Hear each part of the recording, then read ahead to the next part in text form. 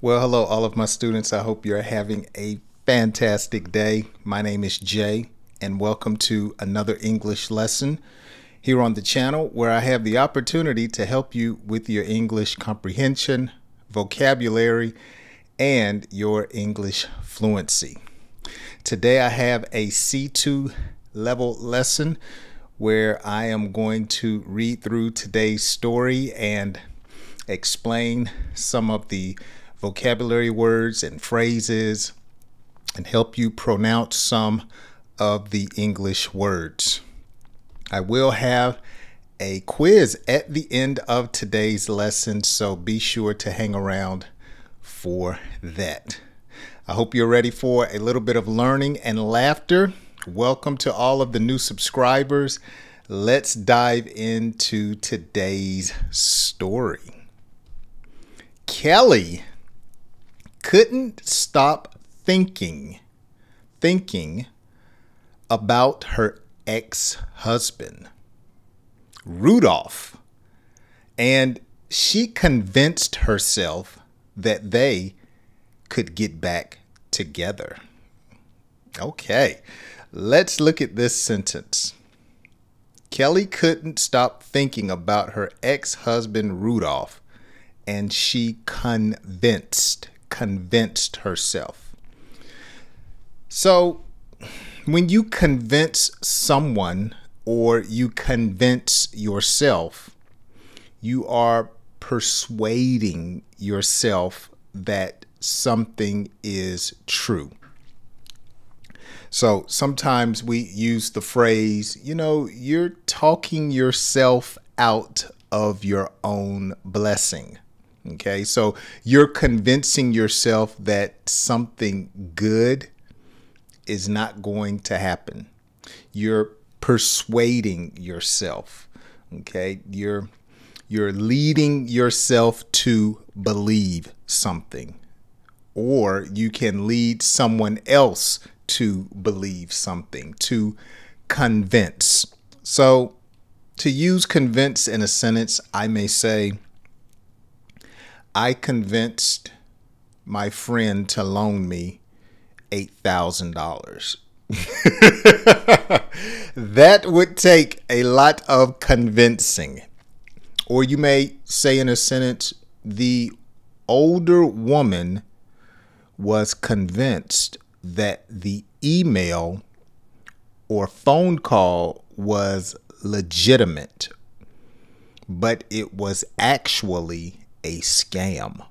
Okay, so something that is legitimate, it's true.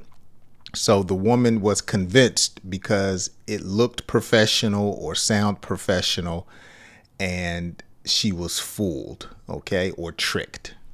Let's continue. She started showing up unexpectedly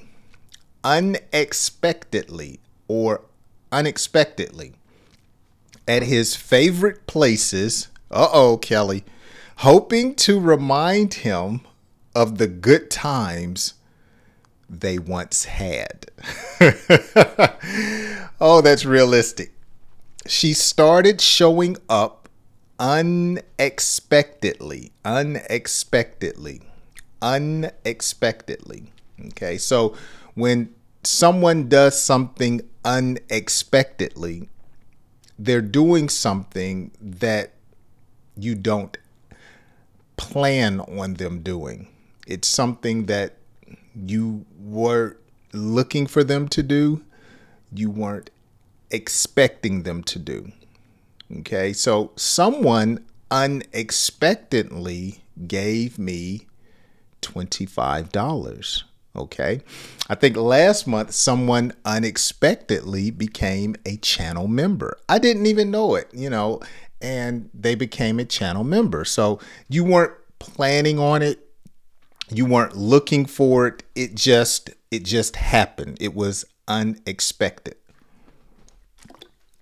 Wow, how did I get this bump on my cheek? That's unexpected. So I wasn't looking for it. I wasn't planning on it. All right, let's see what happens to Kelly and Rudolph. Rudolph, however, had moved on and was in a happy new relationship. Rudolph, however, had moved on and was in a happy relationship. Now, notice this phrase, he moved on or had moved on. So I can move on the freeway, okay? Or I can move my water bottle from here to there, all right? But when we describe a person as having moved on, we're saying that they are progressing. They're going on with their life. So Rudolph and Kelly were in a relationship, but Rudolph has moved on to another relationship. Okay, they're divorced and now he has moved on. And notice in the story, now Rudolph is happy. He's happy in the new relationship. So I didn't go into detail why they got a divorce, and unfortunately they got divorced, but now he's happy. Let's see what was going on in the story to come. Let's find out what happened. At first, he tried to be kind. But Kelly's behavior became too much. Now, one phrase that we use in English is that we say, you know what? You're doing too much. You're being extra. Okay. So that describes a person that is going overboard. Okay. I just need you to answer me. Do you like me? That's all I want to know. Do you like me? I don't need to hear all of this extra feedback. You're doing too much. Okay. Or when someone's behavior becomes too much, they're, as we would say, over the top. Okay. I just wanted a hug. Why are you kissing me? Why are you grabbing me? Just give me a hug and let's move on. Your behavior is too much. Worried for his own peace and his new relationship, he started considering a restraining order against her.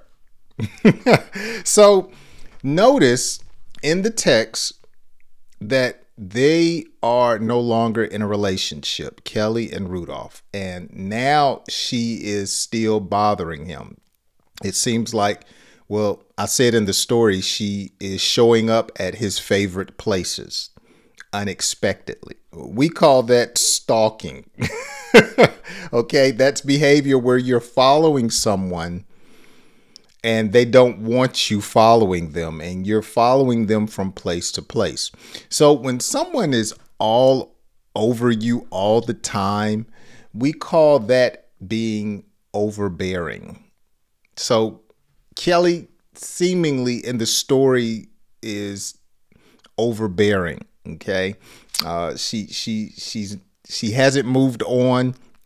She's still wanting to be with him. And now Rudolph is concerned about her behavior and he's worried.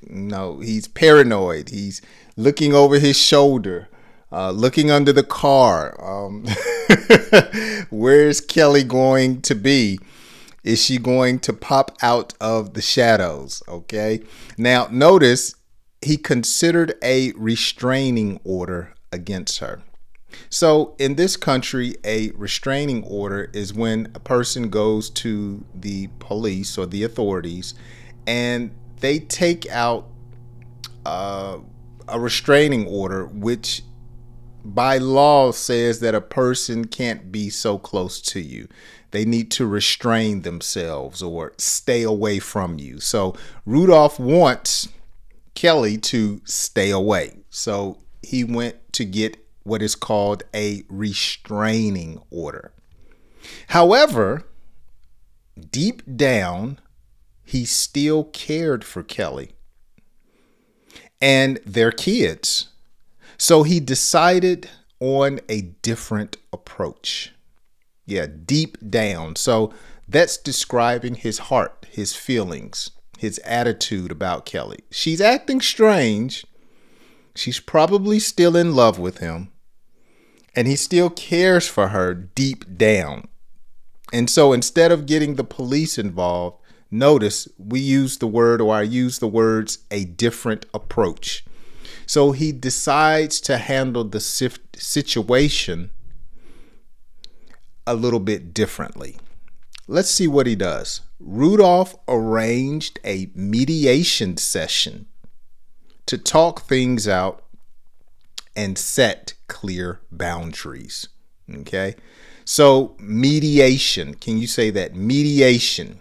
So mediation is when you have two or more parties, they get together with someone that is neutral or someone who's not going to take sides, and they help individuals solve problems or disputes. Okay. And so notice the mediator was going to help them set clear boundaries. Okay. Clear boundaries. So clear boundaries. Think of it like a fence. A fence keeps something inside of it, like a house or a barn. And so where the fence is, you know, that's where the property is. In a relationship, you need to have a fence or boundaries. Okay. During the session, he calmly explained that he was not coming back to her and that she needed to move on. I like that. He calmly explained it's over. Okay. I'm not coming back. It's a wrap, as we would say. Kelly was hurt, but realized that she had been holding on to false hope. There's a new phrase, false hope. So false hope is where you're thinking something is going to happen, but it's a possibility that it's not going to happen. Okay. So some people play the lottery and they believe that they're going to win that $100 million. And usually it's false hope because the statistics show that it's a low probability or a high probability that most people are not going to win. So we call that false hope. Okay. Let's look at the last sentence. In the end, they agreed to focus on co-parenting and building healthier boundaries for everyone's sake. That's good. In the end, they agreed to focus on co-parenting and building healthier relationships or healthier boundaries for everyone's sake. So co-parenting, it's where you have parents of a child, a mother and a father, and they are not married, but they have children together. And so they decide, look, we're not going to be in a relationship, but we're going to take care of the children together. I live over here, you live over there, but we come together to parent the children. That's what you call co-parenting. Okay, so that's today's story. Let's read through it at a faster pace. Can you still understand and keep up with me as I read through today's story? Let's find out. Kelly couldn't stop thinking about her husband, Rudolph, her ex-husband, Rudolph, and she convinced herself that they could get back together. She started showing up unexpectedly at his favorite places, hoping to remind him of the good times they once had. Rudolph, however, had moved on and was in a happy new relationship. At first, he tried to be kind, but Kelly's behavior became too much.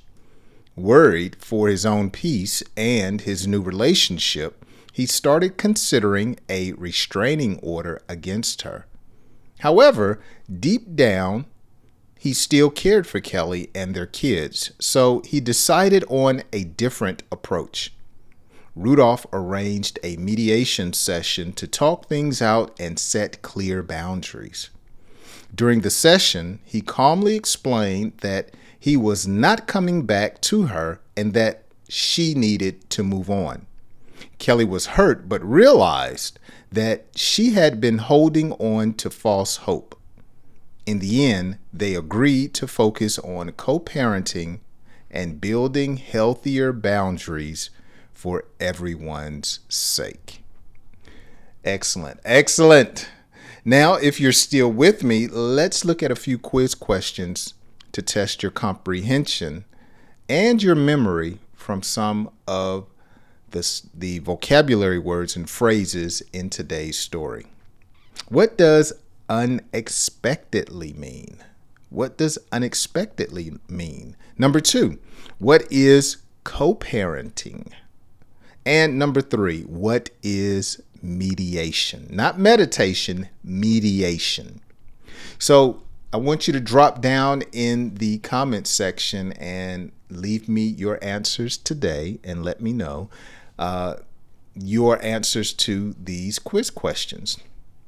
And if you have enjoyed today's lesson, be sure to check out some of my other links down in the description, especially my Parlay with Jay link, and it will take you to my other page where I have some English listening lessons where I read stories to you just so you can continually listen to English and become more familiar. And then we have a little chat right after the story. Well, that's going to do it for today's lesson. Thank you so much for hanging out with me. I hope you have enjoyed it. If you have, all I ask is that you share it with a friend on Facebook, on one of your other social media platforms. Text it to them in WhatsApp, and I know they will enjoy it. Let me know where you're watching from, all of my new subscribers, down in the comments section. And as I always say, thank you so much for watching, and I hope you join me on my next English lesson.